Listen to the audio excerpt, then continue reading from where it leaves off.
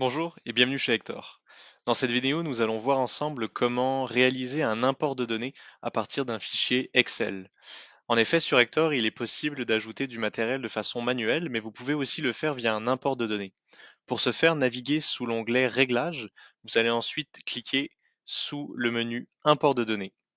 Vous allez avoir plusieurs options afin d'importer des données et nous allons aujourd'hui nous intéresser à la section inventaire dans le contexte où vous n'avez encore jamais importé des données.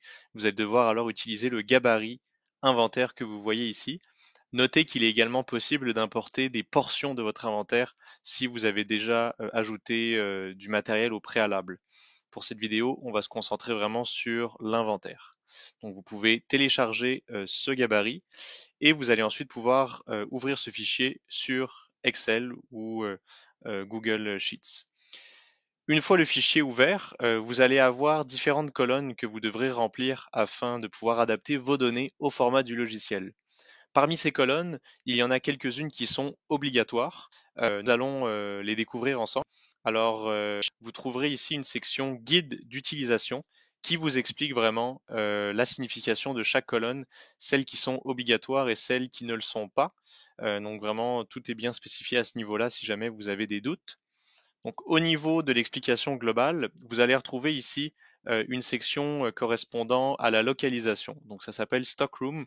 Donc dans Hector, c'est l'équivalent des magasins, donc les lieux de stockage du matériel. Ici justement, on a renseigné bureau Hector, magasin audiovisuel au niveau de la localisation. Vous pouvez avoir plusieurs localisations si vous le souhaitez, il n'y a pas de limite. Vous allez devoir renseigner la ville où se trouve cette localisation et ensuite on va vous demander d'inscrire une catégorie. Donc là, dans nos exemples, on a ordinateur, ici on a écran, câble et caméra. On vous demande d'inscrire un code de 4 caractères pour cette catégorie. Alors vous pouvez vraiment choisir n'importe laquelle. Et ensuite, on va vous demander si la catégorie est gérée de manière individuelle, si elle est gérée en kit ou si elle est gérée en lot. La gestion du matériel individuel, c'est pour du matériel pour lesquels vous voulez avoir des codes barres. Donc ils vont être tous sérialisés, ils vont avoir un numéro unique. Si vous avez par contre du matériel à faible valeur que vous avez en grande quantité, vous pouvez les gérer en lot, comme des câbles que vous pouvez voir ici sur la ligne 19. Au lieu d'avoir par exemple 20 câbles gérés individuellement avec 20 codes barres, on va plutôt les regrouper dans un seul et même lot. Et c'est pour ça qu'on vient cocher l'option taille de lot au niveau de la catégorie. Et on vient aussi valider que la catégorie va être fusionnée. C'est ce qui permet toujours d'avoir un lot qui est regroupé afin d'éviter qu'il soit fractionné. Donc on a vraiment ces deux méthodes de gestion dans Hector. Au niveau de la gestion des kits, on a une vidéo qui a été réalisée spécifiquement pour la gestion des kits que vous pourrez consulter en dessous de la vidéo actuelle. Si on continue au niveau du fichier, vous allez avoir une section description qui correspond tout simplement à une description de votre équipement. Donc ici, on a des portables de 15 pouces, écran 27 pouces, câble audio. Ensuite, on vous demande d'inscrire le fabricant si vous le connaissez, le modèle également. Vous pouvez indiquer la durée de vie du matériel. Ensuite, vous pouvez indiquer une fréquence d'entretien si vous souhaitez avoir des alertes de maintenance préventive. Vous allez pouvoir renseigner ensuite un numéro d'actif, donc asset tag. Vous pouvez soit inscrire vos propres numéros si vous en avez déjà ou si vous avez déjà des codes barres. Sinon, Hector vous permet de générer des nouveaux numéros en utilisant une fonction spécifiquement faite pour ça. Vous remarquerez ici à la rangée 29, il est écrit que afin de générer des nouveaux numéros, vous pouvez ici entrer la fonction new entre accolades. Donc il vous suffira tout simplement d'inscrire cette valeur dans la colonne. On vous demande ensuite d'inscrire la condition, donc l'état du matériel. L'équipement peut avoir quatre états, euh, bon état, mauvais état, inconnu ou endommagé. Si vous avez un doute, tout est indiqué encore une fois dans la section guide d'utilisation au niveau de Asset Condition. Donc vous allez le voir juste ici. Donc ça peut être inconnu, mauvais ou endommagé. Vous allez ensuite devoir indiquer la quantité du matériel. Si jamais il s'agit de lots, vous allez pouvoir indiquer la quantité des lots dans la colonne taille de lot. Donc ici, on a 22 câbles XLR. Vous pouvez ensuite indiquer le prix, la date d'acquisition du matériel. si vous la connaissez. Et également, vous avez une section date d'assignation, si jamais le matériel a été affecté à un employé ou à un lieu, par exemple. Donc ici, sur Hector, on a une colonne Asset User qui est utilisée pour assigner du matériel à des utilisateurs qui se trouvent déjà sur Hector. Bien important. Vous pouvez également rajouter des notes.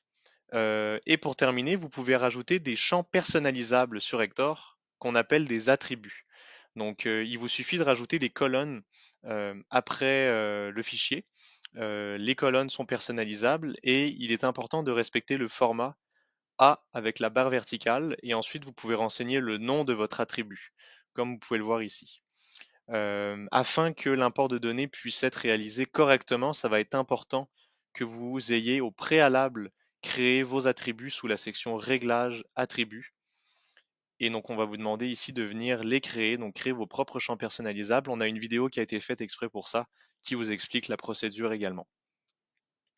Finalement, quand vous avez terminé donc de renseigner votre fichier, vous pouvez l'enregistrer et lorsque vous serez prêt, vous pourrez accéder à nouveau donc à la section import de données et vous allez devoir ici ajouter votre fichier donc à partir de votre inventaire et on va vous demander ici donc de cliquer sur le bouton débuter l'import et votre fichier va être ajouté avec les données correspondantes. Si jamais vous n'avez pas bien renseigné votre fichier, vous allez avoir un message d'erreur qui va s'afficher en vous indiquant exactement quelles erreurs vous avez effectuées. Pour le reste, une fois que votre inventaire aura été importé, il est possible pour vous de révoquer l'inventaire. Donc en cliquant sur le bouton revenir en arrière, ça aura pour effet d'effacer toutes les données que vous avez importées pour pouvoir donc importer un nouveau fichier afin que le format vous convienne plus. Finalement, une fois que l'inventaire est importé, ça va ressembler un peu à ça. Donc vous allez avoir ici vos différents magasins. Donc on a Bureau Hector, magasin audiovisuel qui avait été ajouté sur mon fichier. Vous allez avoir vos catégories, câble, caméra, écran, ordinateur. Et pour chaque catégorie, vous aurez plus de détails. Par exemple, ici, on va cliquer sur ordinateur, ensuite modèle, là, portable 15 pouces HP EliteBook. Vous allez avoir ensuite les quantités en stock et les quantités affectées à des utilisateurs. Ici, on peut voir qu'on a un ordinateur qui a été assigné à John avec tous les détails, date d'assignation, date d'acquisition, on a les notes, numéro de série, système d'exploitation, tout a été enregistré. Et pour terminer, afin d'ajouter des images sur vos équipements, vous allez pouvoir utiliser le bouton de téléversement multiple qui vous permettra rapidement d'accéder à vos modèles qui auront été importés et vous pourrez ainsi venir ajouter des images pour compléter la procédure d'import. Voici un exemple. Une fois les images ajoutées, ça va ressembler un peu à ça. Vous allez pouvoir sauvegarder. Et ensuite, si on retourne sur votre liste d'actifs, vous aurez les images qui auront été ajoutées aussi rapidement. Alors j'espère que cette vidéo vous aura permis de mieux comprendre l'outil d'import de données. N'hésitez pas à contacter notre équipe si vous avez des questions et je vous souhaite une belle journée. À bientôt.